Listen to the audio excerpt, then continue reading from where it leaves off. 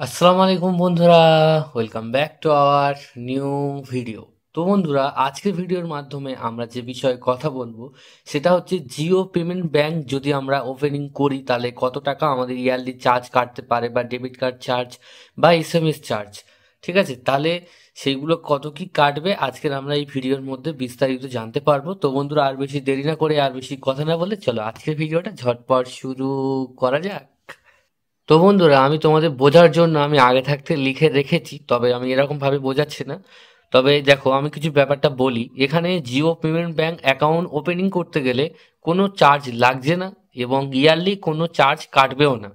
ঠিক আছে, তাহলে আর এসএমএস চার্জ যেটা অ্যাকাউন্টের হয় সেই এসএমএস চার্জ কিন্তু কাটবেও না, একটাও এসএমএস এর চার্জ কাটবে না, এবং বছরে তোমাদের কোনো টাকা কাটবে না। এই পর্যন্ত ক্লিয়ার হয়ে গেল। তাহলে যদি এবার আমি ডেবিট কার্ড অর্ডার করি, তাহলে ডেবিট কার্ড অর্ডার করলে সে ডেবিট কার্ডের দাম হচ্ছে 300 টাকা। ঠিক আছে, এবং ওই ডেবিট কার্ডটা প্রতি বছরে 300 টাকা করে চার্জ কাটবে। ঠিক আছে, এবং যদি মনে করি যে ডেবিট কার্ড অর্ডার করব না, ভার্চুয়াল ডেবিট কার্ড ইউজ করব, ঠিক আছে, তাহলে আমরা ফোনপে গুগল পে যা খুশি চালাবো, তাহলে কোনো টাকা দিতে হবে না। নর্মাল অর্ডার যদি না করি তাহলে এটিএম কার্ডের জন্য কোনো চার্জ দিতে হবে না।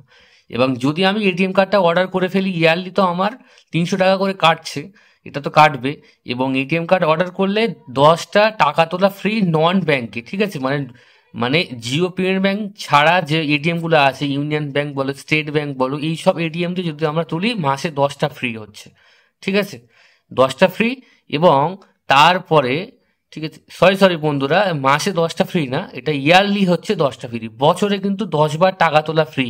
ঠিক আছে, এটা কিন্তু মাথায় রাখতে হবে। এবং তারপরে যদি আমরা টাকা তুলি তাহলে আমাদের কাটবে 24 টাকা 78 পয়সা করে প্রতি ট্রানজেকশনে কেটে নেবে কিন্তু।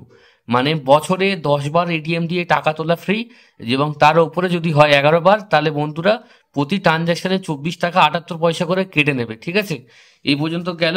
তারপরে বন্ধুরা, এখানে মিনি যদি এটিএম এ গিয়ে যদি বন্ধুরা আমরা ব্যালেন্স চেক করি বা মিনি স্টেটমেন্ট চেক করি, ঠিক আছে, তাহলে 9 টাকা 44 পয়সা কিন্তু কেটে নেবে আমাদের ব্যাংক থেকে।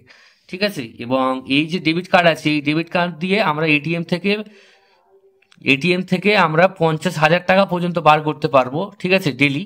এবং যদি মনে করি এই এটিএম কার্ড দিয়ে আমরা যদি শপিং করি অনলাইনে, পিওএস যে মেশিনগুলো হয়, সব মেশিন, ওই মেশিনে ট্রান্সফার টাকা তুললে আমরা 1.5 লাখ টাকা পর্যন্ত ট্রানজাকশন করতে পারি। বা ই কমার্স যে ওয়েবসাইটগুলো আছে, ফ্লিপকার্ট, গুগল, ফ্লিপকার্ট, অ্যামাজন, এই অ্যামাজনে আমরা ট্রানজাকশন করতে পারি। এবং বন্ধুরা, এই অ্যাকাউন্টের 1 লাখ টাকা পর্যন্ত ইউপিআই ট্রান্সফার তোমরা পার ডে করতে পারবে। এবং 100টা ট্রানজাকশন বা প্রতিটা ব্যাংকে করা হয়, মানে এক মাসে 100টা ট্রানজাকশন ধরা হয়।